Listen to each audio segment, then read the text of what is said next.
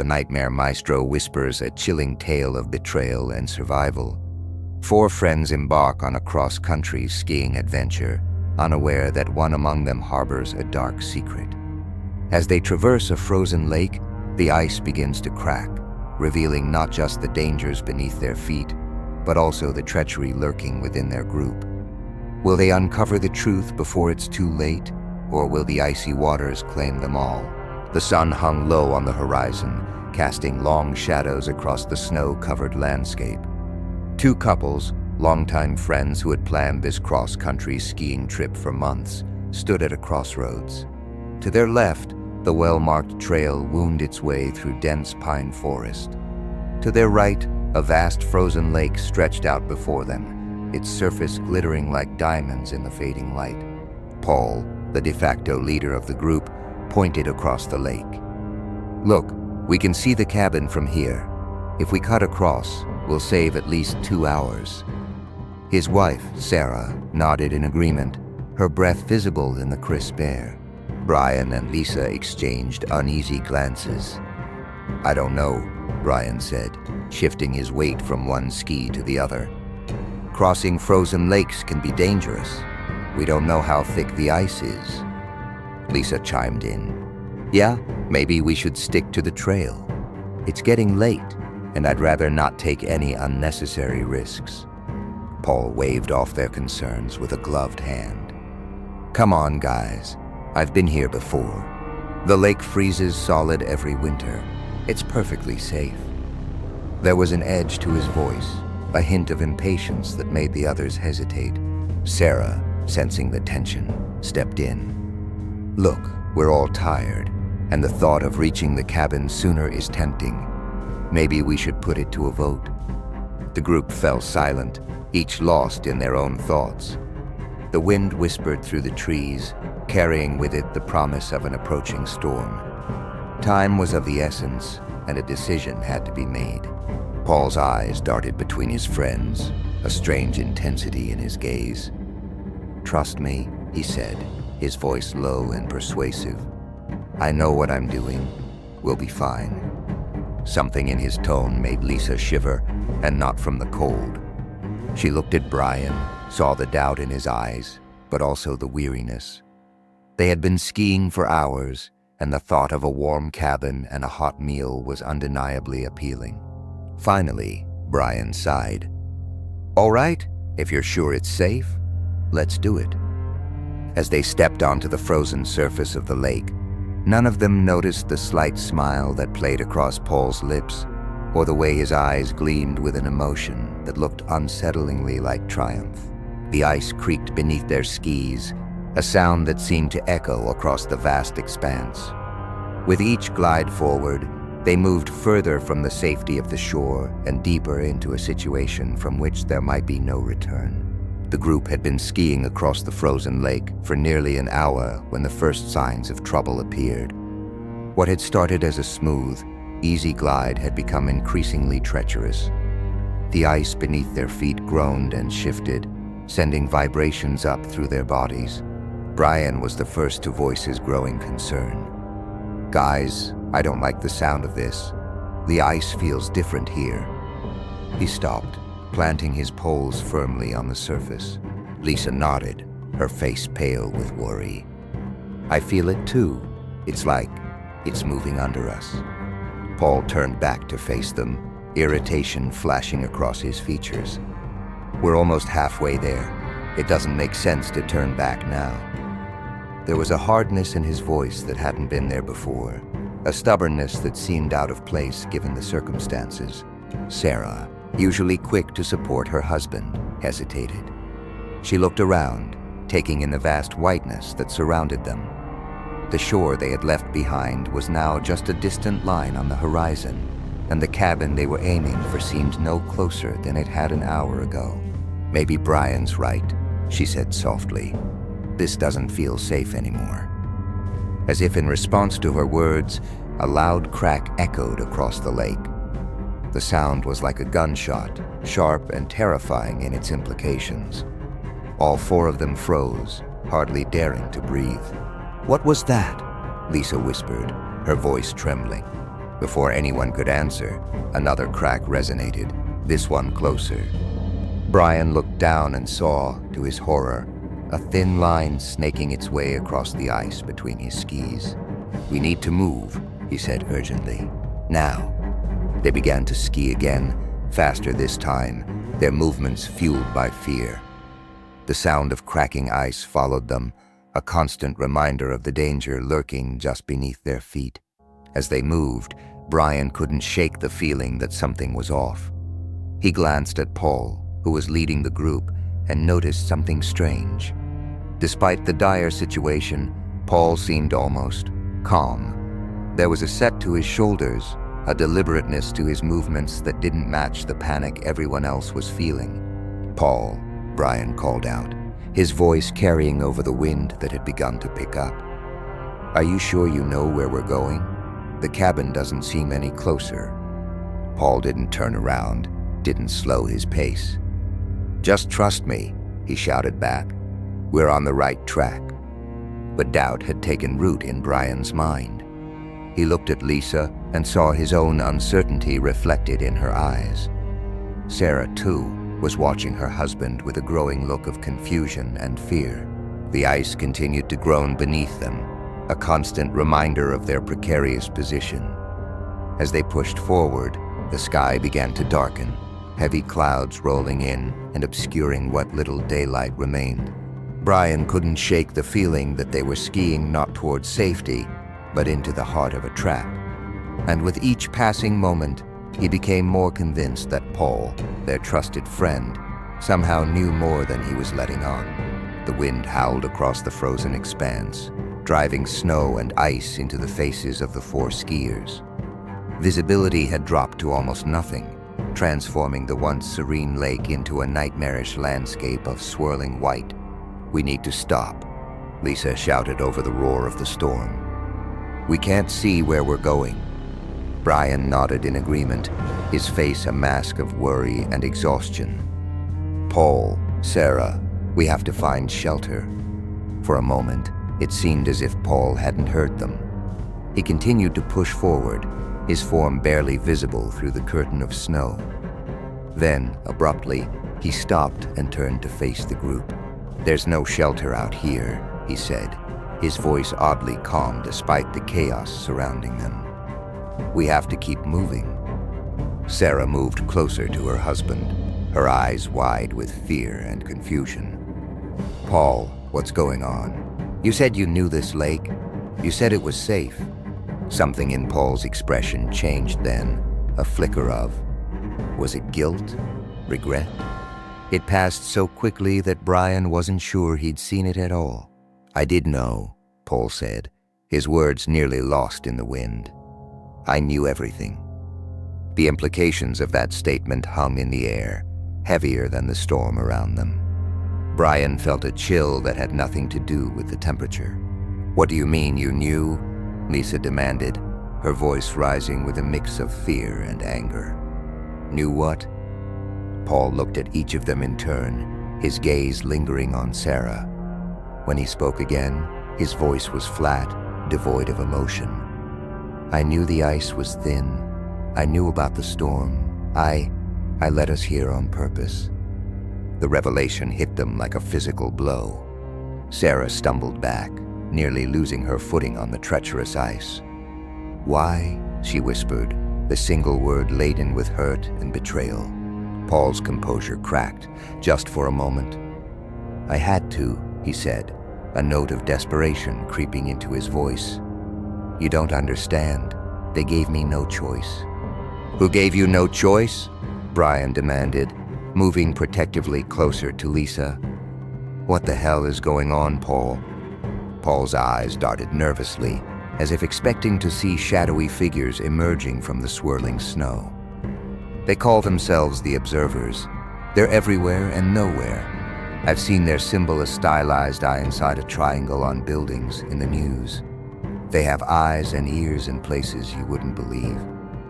But before Paul could elaborate further, a sound cut through the howling wind, a deep, resonant crack that seemed to come from everywhere at once. The ice beneath their feet shuddered, and in that moment, All thoughts of Paul's betrayal were replaced by a more immediate terror. "Move!"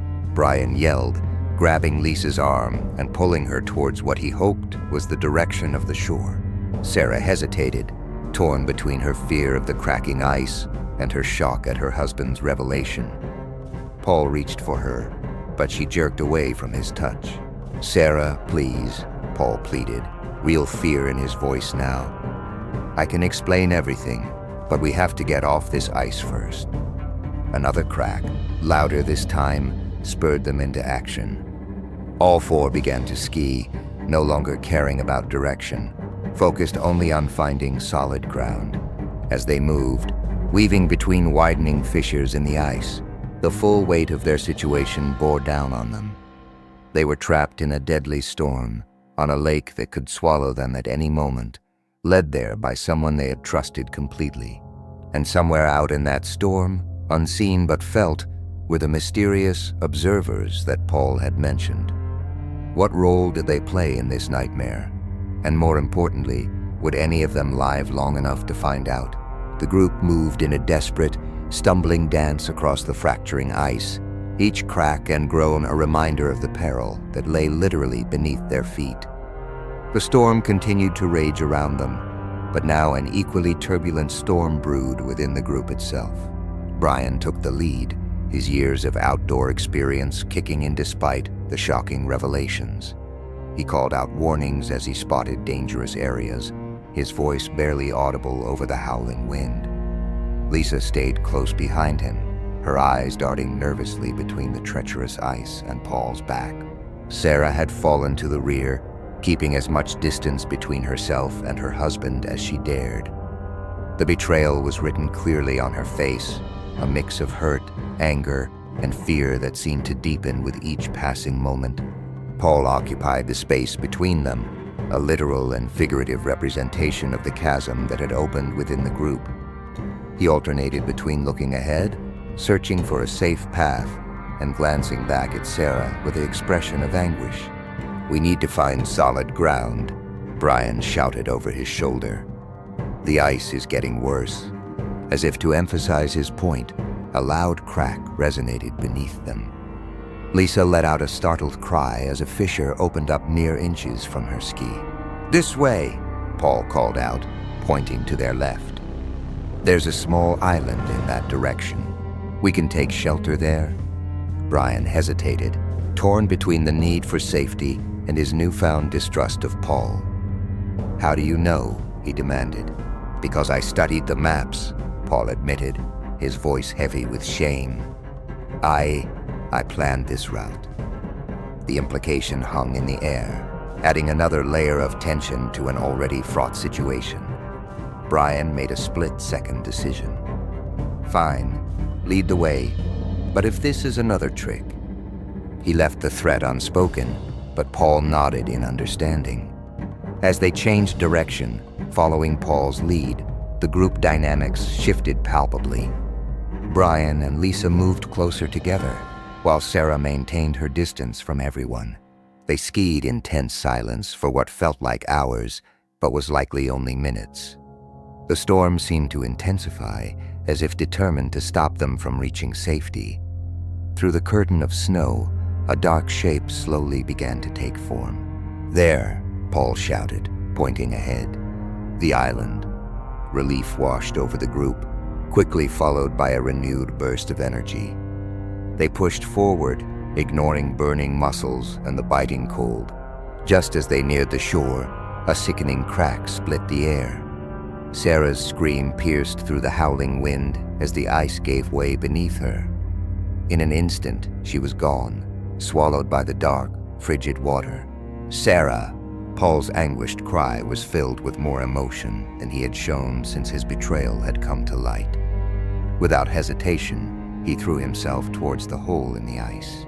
Brian reacted instinctively, grabbing Paul's jacket and hauling him back. "Stop. You'll only get yourself killed too." The three of them stared at the hole in the ice, the gravity of what had just happened settling over them like a suffocating blanket. Lisa sobbed quietly, while Paul seemed to collapse in on himself, his face a mask of grief and guilt. Brian, forcing himself to think clearly despite the horror of the situation, spoke urgently. "We have to get to the island. Now, before anyone else falls through." As they made their final push to safety, the loss of Sarah hung heavy in the air. The island loomed before them, no longer just a refuge from the storm, but now a place where they would have to confront the consequences of Paul's betrayal and the terrible price it had exacted. The ice groaned beneath them one final time as they reached the rocky shore, a chilling reminder of how close they all were to sharing Sarah's fate. As they collapsed onto solid ground, exhausted and traumatized, the real nightmare was only just beginning. The small island rose from the frozen lake like a jagged tooth, its snow-covered rocks offering little comfort, but infinitely more safety than the treacherous ice they had just escaped. Brian, Lisa, and Paul dragged themselves onto the shore, their bodies shaking from cold, exertion, and shock. For several long moments, no one spoke. The howling of the wind filled the silence, punctuated only by their ragged breathing and Lisa's quiet sobs. The reality of what had just happened, Sarah's terrifying plunge through the ice, hung over them like a shroud. Brian was the first to move, his survival instincts kicking in despite the emotional turmoil. "We need to find shelter," he said, his voice hoarse. "There might be a cave, or at least some rocks we can use as a windbreak." Lisa nodded numbly, but Paul remained motionless, staring back at the hole in the ice where his wife had disappeared. His face was a mask of grief and guilt, tears freezing on his cheeks in the biting wind. "Paul," Brian said sharply, grabbing the other man's shoulder. "I know you're in shock, but we'll die out here if we don't move. You can explain what the hell is going on once we're out of this wind." Something in Brian's tone seemed to snap Paul out of his daze. He nodded slowly, his eyes focusing on Brian's face. "You're right," he mumbled. There's a cave on the north side of the island. It should have supplies." Brian's eyes narrowed suspiciously. "Supplies? How do you know that?" Paul looked away, shame written clearly across his features. "Because I put them there, last week." The implication of those words hung heavy in the air. This wasn't just a tragic accident or a bad decision. This was premeditated, planned. "You bastard," Lisa hissed, finding her voice at last. "You planned all of this? Why? What could possibly make you do this to us? To Sarah?" Paul flinched at the mention of his wife's name. "I'll explain everything," he said quietly. "But Brian's right. We need to get to the cave first." With no other choice, they followed Paul as he led them around the rocky perimeter of the island. The storm continued to rage, but the towering rocks provided some shelter from the worst of the wind. After what felt like an eternity of struggling through snow drifts and over icy boulders, they reached a dark opening in the rock face. The cave was shallow but deep enough to provide shelter from the storm. As promised, there were supplies: a stack of wool blankets, a camping stove, some food, and bottles of water. The sight of these preparations, clear evidence of Paul's foreknowledge, sent a chill through Brian and Lisa that had nothing to do with the temperature. As they huddled around the small stove, the cave filled with the hiss of the burner and the scent of damp wool. Shadows danced on the rough stone walls, cast by the flickering flame. Outside, the wind's mournful howl served as a constant reminder of the dangers they'd narrowly escaped. Brian fixed Paul with a hard stare, his voice low and dangerous. "Start talking. Now. What the hell is going on, and who are they?" Paul took a deep, shuddering breath. When he began to speak, his voice was barely above a whisper, filled with a mixture of fear and resignation. "It all started 3 months ago. I was approached by a group. They knew things about me, about all of us, things no one should know." He paused, his eyes darting nervously to the cave entrance, as if expecting someone or something to appear. "They said they wanted to conduct an experiment. a test of human nature under extreme conditions. They threatened my family, my career, everything. I had no choice. Lisa's voice was incredulous. But who are they? What do they want? Paul's hands trembled as he reached into his pocket, pulling out a small object. It was a coin, unremarkable except for the symbol etched into its surface, a stylized eye within a triangle. The observers, he whispered, they're obsessed with pushing the boundaries of human behavior. They have connections in government and corporations. I've heard whispers that they've been doing this for decades, all over the world. Brian's eyes narrowed suspiciously. And you expect us to believe that some shadowy organization forced you to lead us into this death trap? That's convenient, Paul. Paul's face crumpled. I know how it sounds, but they're real and they're powerful. They showed me things, proof of their reach. They said this was just a test, that no one would really get hurt. But Sarah, his voice broke on his wife's name. Lisa huddled deeper into her blanket, tears streaming down her face. How did we get here? How is this happening? The gravity of their situation settled over them like a suffocating blanket. Each second that ticked by brought them closer to an unknown fate. So what now? Brian asked, his voice tight with barely contained anger. We just sit here and wait for your puppet masters to decide what happens next. As if on cue, a sharp electronic beep echoed through the cave. All three of them jumped, eyes widening as they saw a small black device nestled among the supplies. A red light blinked steadily on its surface. Is that? Brian didn't finish the question, the implication clear. Paul nodded grimly. A transmitter. They've been watching us this whole time. Lisa let out a strangled sob, the full weight of their situation crashing down on her. They weren't just fighting against nature, but against an unseen enemy that had orchestrated their every move. Brian moved towards the device, his hand outstretched. Don't! Paul's shout stopped him in his tracks. If we try to destroy it or leave the island, they'll hurt our families. That was part of the deal. The cave fell silent save for the howling wind outside. Each of them was lost in their own thoughts, grappling with the impossible situation they found themselves in. So what now?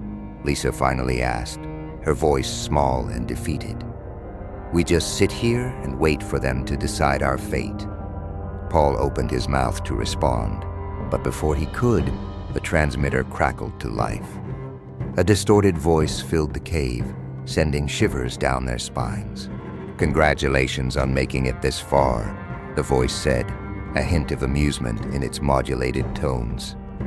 But the experiment is far from over.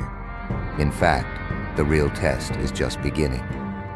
The disembodied voice continued, each word dripping with malevolent glee. You've shown admirable resilience so far, but now it's time to really test the bounds of human nature. Here are the terms of the final phase. Only 2 of you will be leaving this island alive.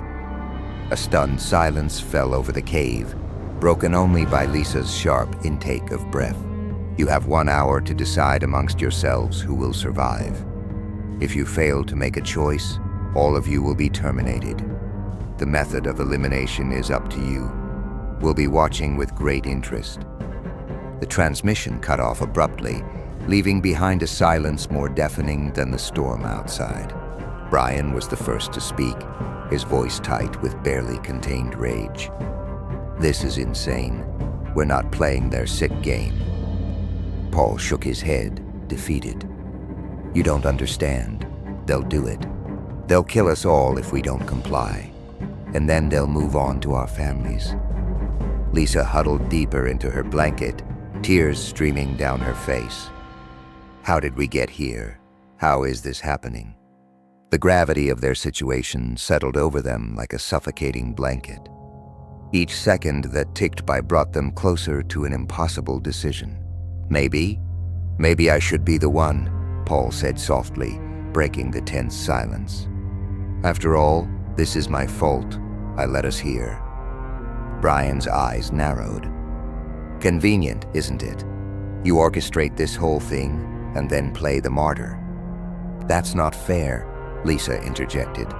Paul's lost Sarah. He's suffered too. Has he? Brian challenged. For all we know, Sarah could be in on this. This could all be an act. Paul's face crumpled at the accusation. How can you say that? I loved her. I love her. As accusations flew and emotions ran high, a subtle shift occurred.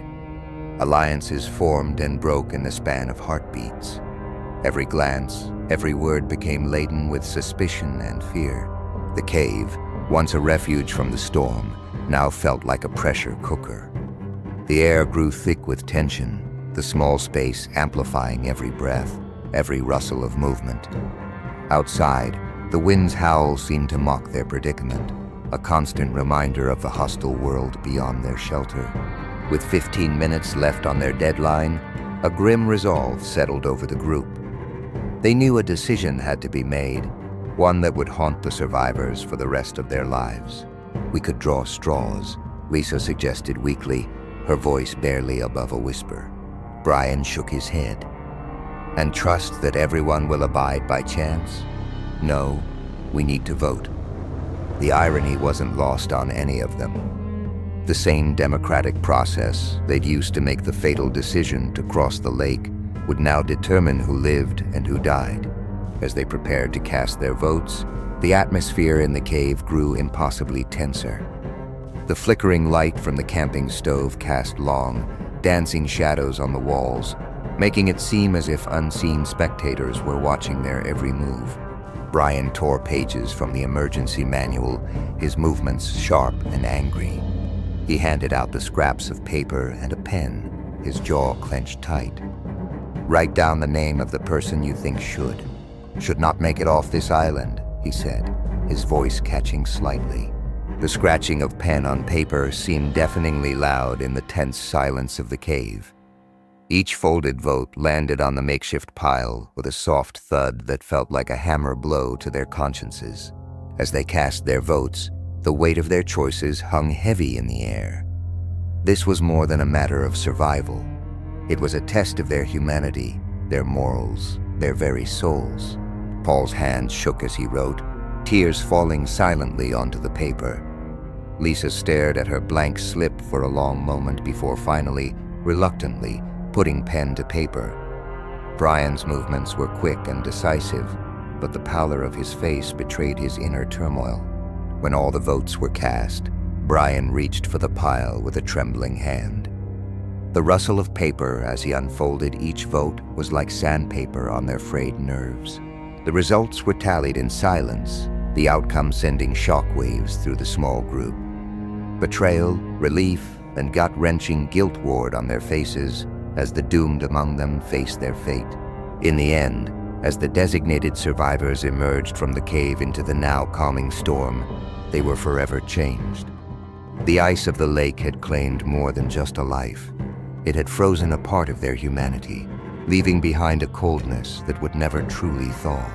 As they made their way across the treacherous ice, guided by a rescue team that seemed to materialize out of nowhere, they couldn't shake the feeling that eyes were watching their every move.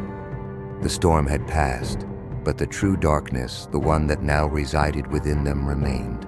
Subscribe for more chilling tales from the Nightmare Maestro.